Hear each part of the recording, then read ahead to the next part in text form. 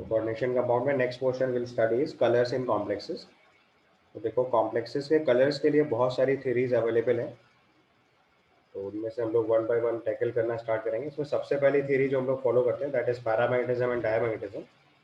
Generally जो paramagnetic substances होते हैं वो कलर्ड होते हैं और डायमैग्नेटिक सब्सटेंसेज आर कलरलेस और वाइट। तो पहला पॉइंट आपको यही लिखना है। सबसे पहले थ्योरी में लिखना है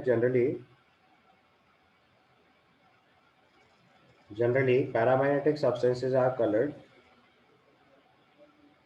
जनरली पैरामैग्नेटिक सब्सटेंसेज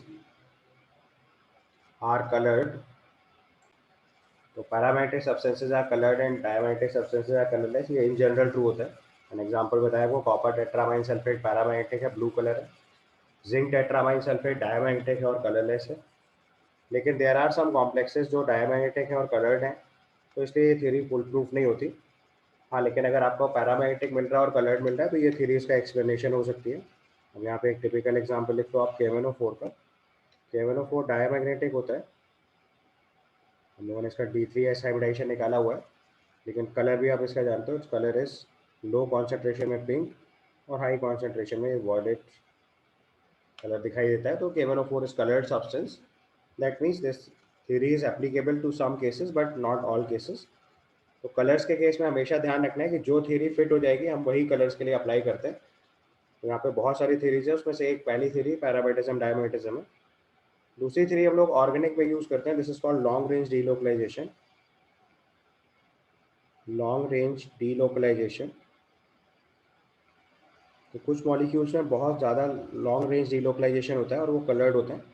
तो ऐसा केस हम लोग डाइज के केस में फॉलो करते हैं। अपने ऑर्गेनिक में जो कलर्ड डाइज पड़ी हुई हैं उनमें एजो कपलिंग होती है और ये परमानेंट कलर शो करते हैं।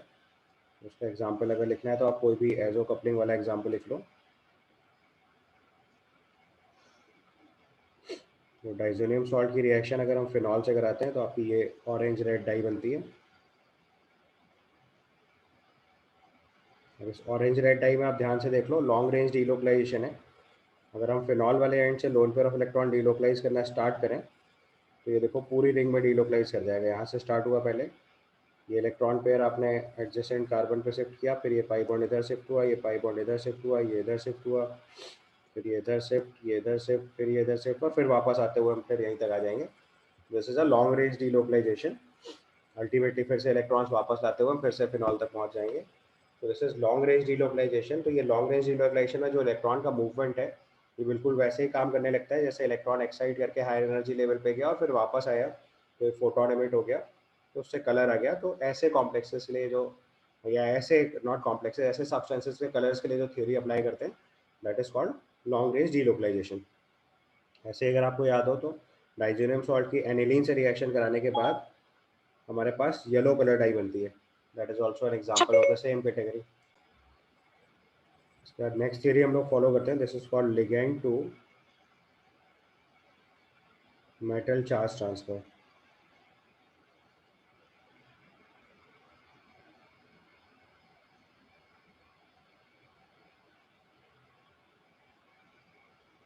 Ligand to metal charge transfer, short में इसको LMCT भी लिख देते हैं कई बार। ठीक है, तो अगर हमारा मेटल इलेक्ट्रॉन डेफिशिएंट होता है तो उसकी वजह से कलर आ जाएगा। So ligand to metal charge transfer in case of electron deficient metal and metal to ligand charge transfer, metal to ligand charge transfer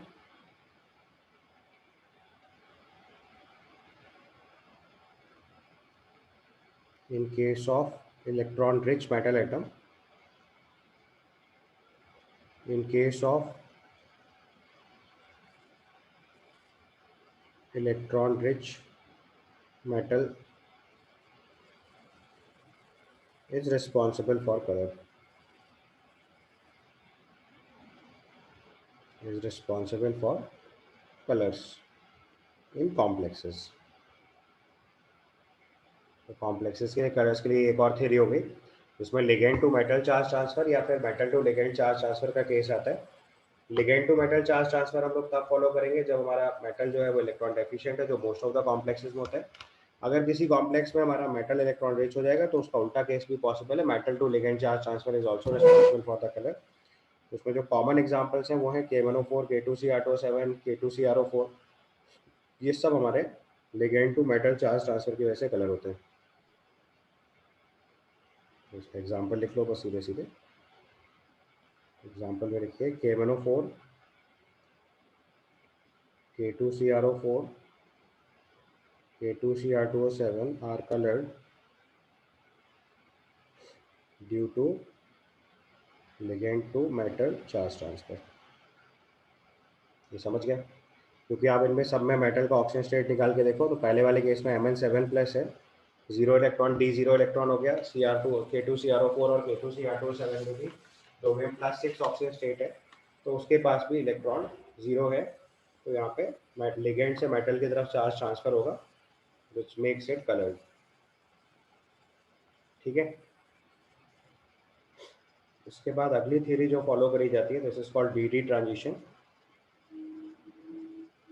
fourth theory लिखेंगे D transition.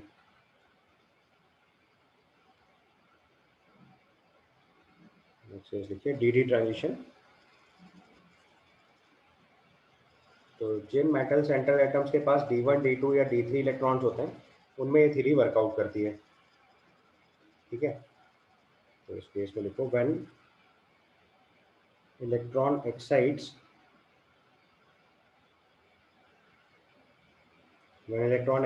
from T2G to EG level and while returning it emits a photon. It emits a photon in visible region,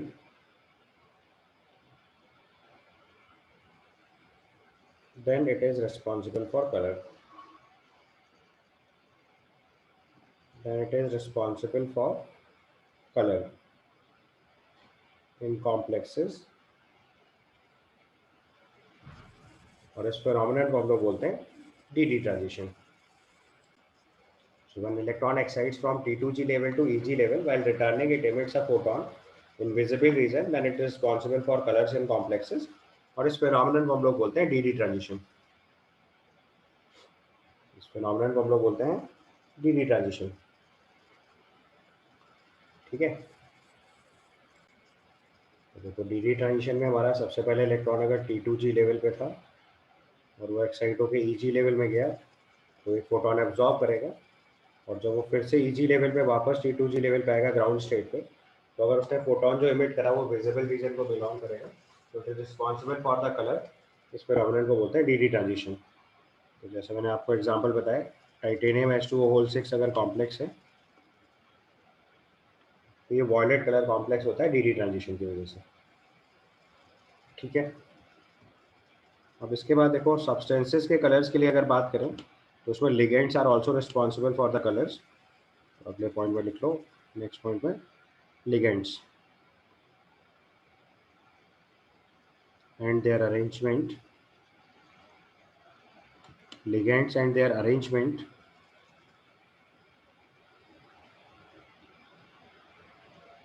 around central metal atom.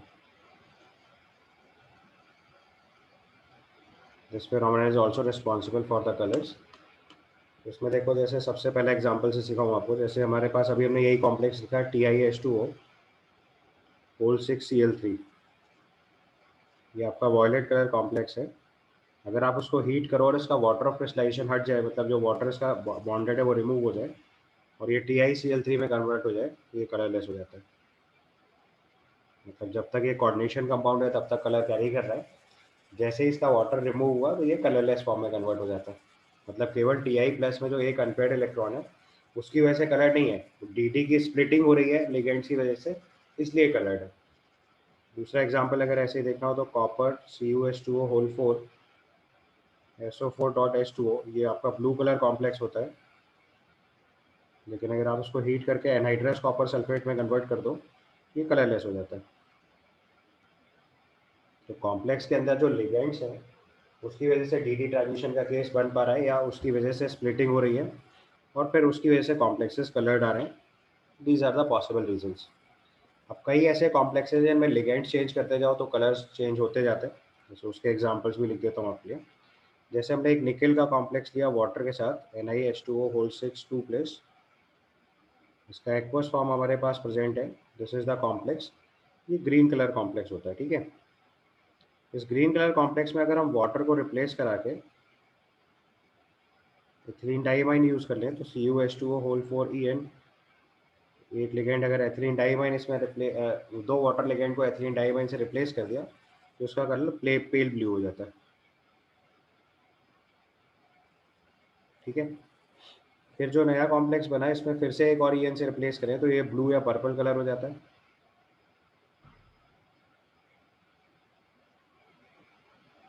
देखिए इसी complex को फिर से एक और En replace करा दें इसमें तो जो अगला कॉम्प्लेक्स बन रहा है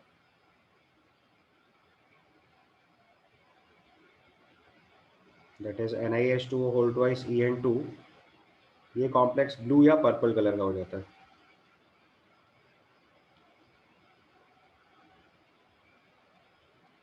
आप नोटिस कर सकते हो कि जैसे जैसे हमारे पास लिगेंड चेंज होते चले जा रहे हैं कलर्स चेंज होता जा रहा है। और अगर इसमें फाइनली एक बार और रिप्लेसमेंट करते हैं तो फाइनली वॉयलेट कलर कॉम्प्लेक्स बन जाएगा।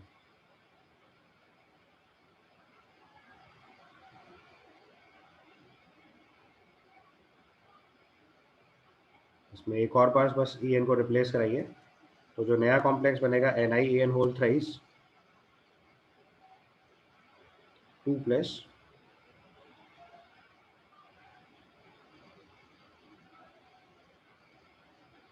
ठीक है, तो अब जो नया कॉम्प्लेक्स बन रहा है ये आपका वॉयलेट कलर का हो जाएगा। तो जैसे जैसे लिगेंड एक्सचेंज होते जाते हैं कलर चेंज होते चले जाते हैं। तो sometimes presence of ligand is also responsible for a different colour in the complexes. इसी केस को अगर हम अरेंजमेंट से डील करें तो मैंने आपको एक बार अरेंजमेंट का एग्जांपल भी बताया था कॉम्प्लेक्सेस के केस में, वो भी एग्जांपल यहाँ पे लिख सकते हैं।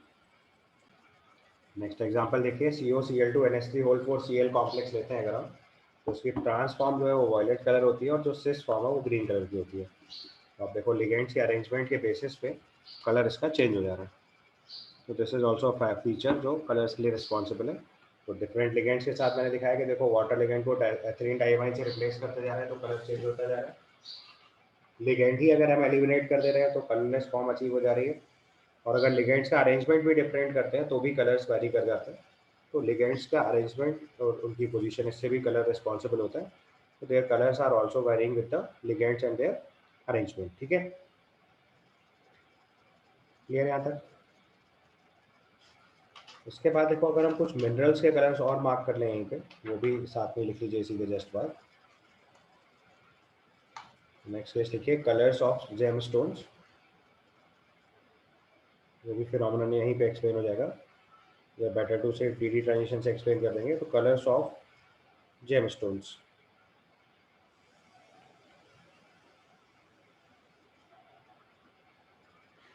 कलर्स ऑफ जेमस्टोन्स में अगर हम मार्क करें तो दो मेन एग्जांपल लिख लो। तो रूबी का कलर लिख लो। कलर्स ऑफ जेमस्टोन में सबसे पहले रूबी लिखिए। तो रूबी के अंदर बेसिकली Al2O3 लेटेस्ट में 0.5 to 1% chromium 3 plus randomly distributed होता है। क्रोमियम 3 प्लस 3D3 कॉन्फ़िगरेशन है तो यहाँ पे DD ट्रांजिशन पॉसिबल है जो इसके कलर के लिए रिस्पॉन्सिबल है, ठीक है। दूसरा केस देखेंगे एमराल्ड।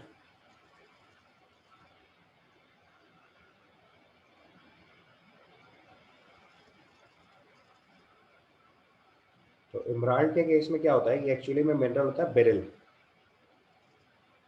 इसका जो मिनरल होता है basically that is beryl. Beryl formula is Be3Al2Si6O18। ये आपका सिलिकेट है और इसके अंदर Cr3 प्लस जो है वो इम्प्योरिटी के फॉर्म में होता है और ऑक्टाहेड्रल साइट में होता है। So in this mineral octahedral sites are occupied by Cr3 plus. CR3 plus फिर से 3D3 कॉन्फ़िगरेशन आया।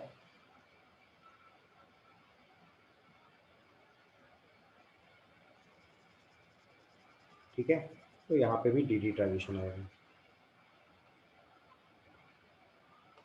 तो रूबी और एबरार्ड के कलर्स भी जो है वो DD ट्रांजिशन से एक्सप्लेन कर पाएंगे।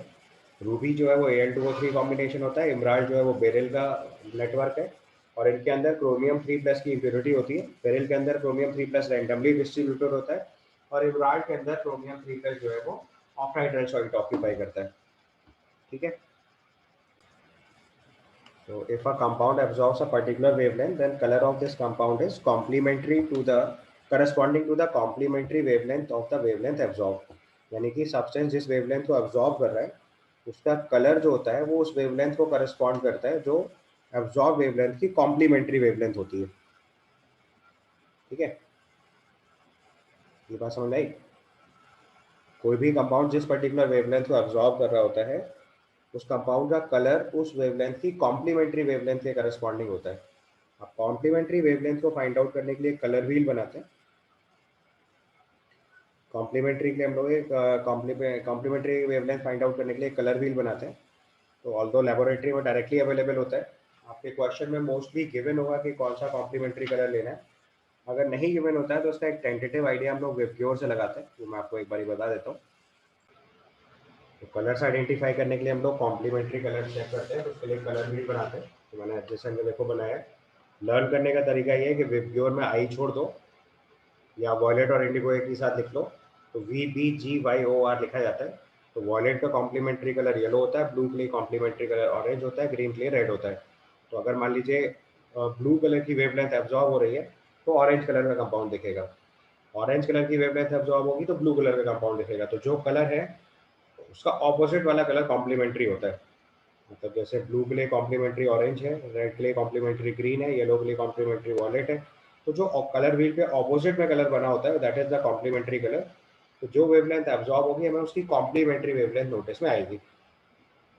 ठीक है, समझ गए? और देखो हम लोग एनसीईआरटी बुक से अगर एग्जांपल से देखें, सबसे पहले तो हमने एक कोबाल्ट का कॉम्प्लेक्स लिया COCl3NH3 2 प्लस। तो उसने देखो येलो कलर एब्जॉर्ब करा तो ये वॉलेट कलर दिख रहा है। अगले वाले केस में देखो ब्लूइश ग्रीन एब्जॉर्ब हुआ है। ब्लूइश ग्रीन मतलब ब्लू और ग्रीन का बाउंड्री लाइन। तो अगर ब्लू और ग्रीन का बाउंड्री लाइन है तो कलर किसी तरफ जा रहा है, रेड की तरफ। तो देखो ब्लू एब्जॉर्ब हो रहा है तो उसका कलर आ रहा है येलो एंड ऑरेंज। तो अब ब्लू की शेड कहाँ से एब्जॉर्ब हो रही है इससे फर्क पड़ेगा। तो अगर ब्लू वाला शेड अगर यहाँ से एब्जॉर्ब हो रहा है तो उसका कॉम्प्लीमेंट्री कलर देखिए इधर अपोजिट साइड में आएगा। तो देखो येलो ऑरेंज लिखा हुआ है। अब अल्ट्रा वायलेट तो यहाँ से पता चलेगा, अल्ट्रा वायलेट के लिए पहले येलो हो गया, रेड के लिए देखो ब्लू आ रहा है, एंड ब्लूइश ग्रीन के लिए पर्पल आ रहा है। तो काफ़ी हद तक कलर्स प्रिडिक्ट हो जाते हैं इससे। बट प्रॉपर कलर व्हील अगर आपके पास ड्रॉ करके दिया जाएगा एग्जाम में तो आप बना लोगे। तो अगर हमें एग्जैक्ट कलर चाहिए होगा तो हमें प्रॉपर कलर व्हील चाहिए होगा। टेंटेटिव आइडिया लगाना होगा तो जो मैंने कलर व्हील बनाया इससे आप टेंटेटिव कलर का आइडिया लगा सकते हैं। जो पर्टिकुलर वेवलेंथ थी उसकी ऑपोजिट साइड की वेवलेंथ रिफ्लेक्ट करेगी। ठीक है, नेक्स्ट हम लिख रहे हैं स्टेबिलिटी ऑफ द कॉम्प्लेक्सेस। इसमें देखो सबसे पहली थियरी जो हम लोग अप्लाई कर रहे हैं that is for metal carbonyls. तो मेटल कार्बोनाइल्स की स्टेबिलिटी को हम लोग इफेक्टिव एटॉमिक नंबर रूल से अप्लाई कर देते हैं। जो भी metal carbonyls effective atomic number rule follow करते हैं उनकी स्टेबिलिटी ज़्यादा होती है। तो पहला रूल यही लिख लीजिए, दोज मेटल कार्बोनाइल्स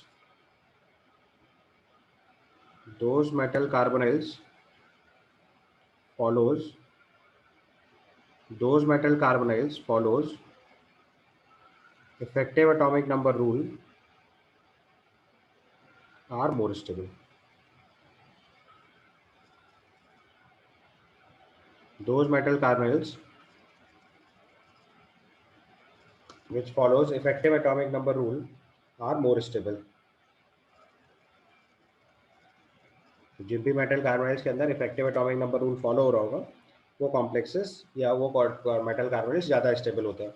लेकिन ध्यान रखना है कि ये रूल फिर इसके बाद नहीं लगाना होता है, बाकी कार्बोनाइल्स बाकी मेटल कॉम्प्लेक्सेस के लिए ये चीज़ फिट नहीं होती है। ठीक है, इसके बाद अगला केस लिखेंगे, नेक्स्ट रूल लिखिए, for same central atom for same central atom for same central atom for same central atom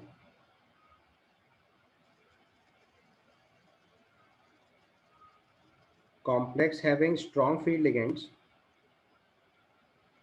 complex having strong field ligands, complex having strong field ligands are more stable. Complex having strong field ligands are more stable. तो अगर same central atom के साथ आप different ligands apply कर रहे हो तो जिनके केस में स्ट्रॉन्ग फील्ड लिगेंड होगा वो कॉम्प्लेक्स ज़्यादा स्टेबल होते हैं. जैसे अगर सिंपलेस्ट एग्जांपल से समझाऊं तो K4FeCN6 जो है वो कॉम्प्लेक्स ज़्यादा स्टेबल होगा देन K4FeF6. ठीक है. अच्छा, इसी में अगर हमारे पास लिगेंड्स जो होंगे वो ऐसे होंगे जो साइक्लाइजेशन कंप्लीट कर रहे हैं तो उनको हम लोग चिलेटिंग लिगेंड्स बोलते हैं. So normally bidentate ligand, ट्राइडेंटेड ligand and आगे के जो लिगेंड्स होते हैं वो चिलेटिंग लिगेंड्स होते हैं. अगला पॉइंट लिख लीजिए. Those ligands which forms ring, those ligands which forms rings while donating lone pair of electrons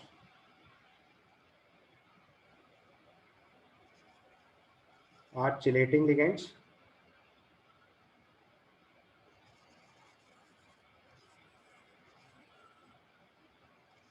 Are chelating ligands.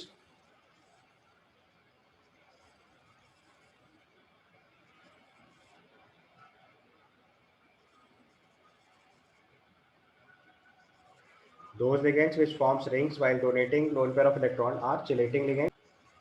इसका लिखिए chelating ligands forms stable complexes. Chelating ligands forms stable complexes.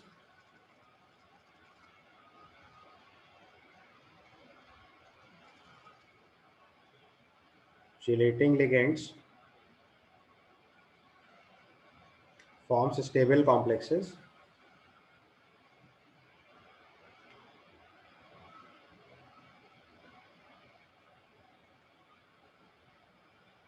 Chelating ligands forms stable complexes.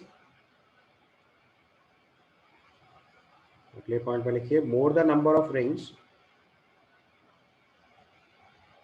more the number of rings, more is the stability of the complex.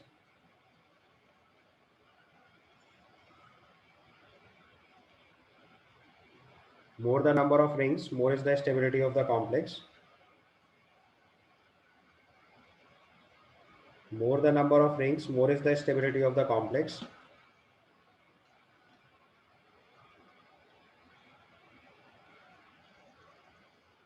ठीक है. उसका लिखो size of the ring, size of the ring is also responsible, size of the ring is also responsible for the stability.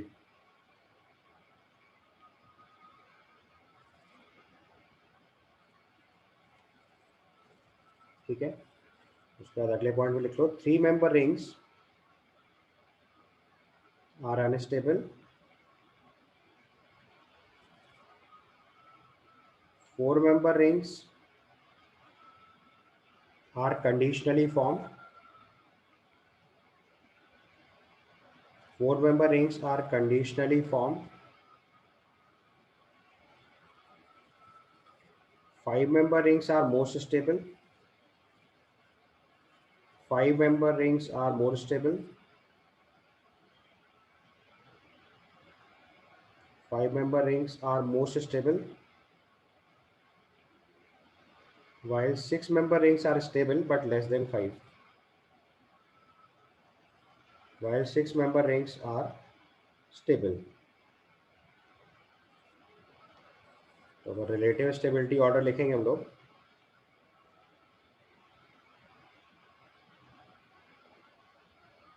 तो 5 member ring सबसे stable, then 6 member ring, then 4 member ring. 3 member ring normally नहीं form करते हैं.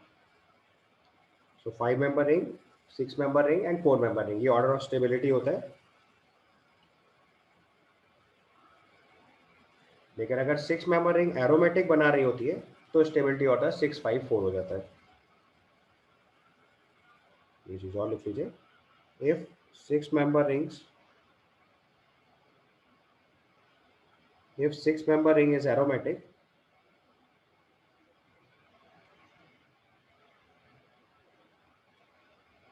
then 6 member ring become more stable than 5 member ring।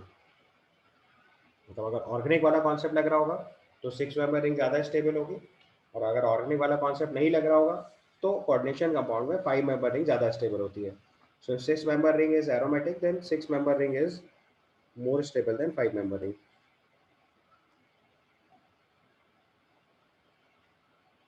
more stable than 5 member ring।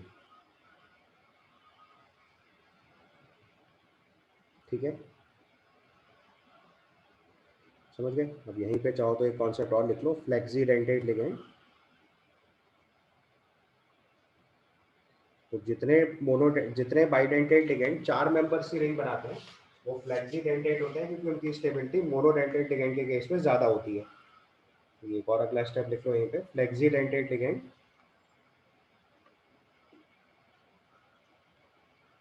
Flexi dentate ligand, flexi dentate ligand shows variable denticity,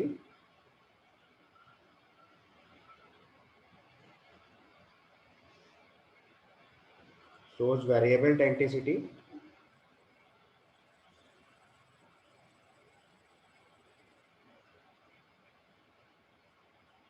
like sulfate, carbonate, nitrate, etc. are monodentate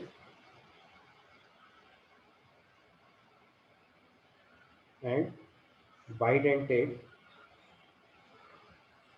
with 4 member ring। इसलिए इनका bidentate character unstable होता है, इसलिए commonly monodentate की तरह use करेंगे। तो monodentate and bidentate में 4 member ring, that's why unstable. इसीलिए फ्लेक्सी डेंटेट है, क्योंकि अगर ये स्टेबल बना लेते बाइडेंटेट के केस में तो फिर ये मोनोडेंटेट कभी फॉलो नहीं करते। ठीक है, यहाँ तक क्लियर। थर्ड रूल में लिखिए, for same ligands, for same ligands, if oxidation number of central atom is higher, if oxidation number of central metal atom is higher, it forms more stable complex।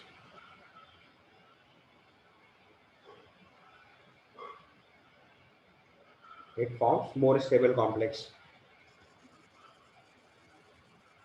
ठीक है, तो जैसे example देखें हम लोग, K4FeCN6 लिया,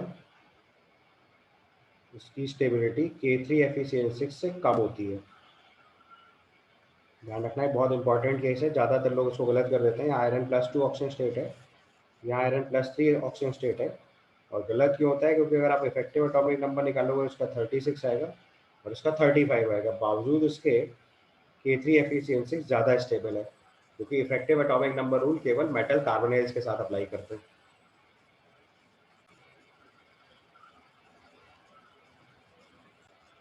तो नेक्स्ट रूल लिखिए, for same ligands complex of central metal atom of 5d series is more stable than 4d series, which is more stable than 3d series।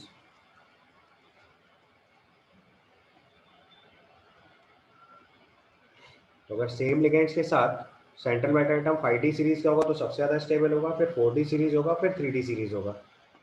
क्योंकि मैंने आपको बताया था कि 4d और 5d सीरीज में पहुंचते पहुंचते सेंट्रल मेटल एटम के केस में सारे लिगेंड स्ट्रॉन्ग फील्ड लिगेंड की तरह काम करने लगते हैं। इसके बाद एक और पॉइंट लिख लीजिए, for same central metal atom strong field ligands for same central matter atom strong field ligands forms more stable complexes.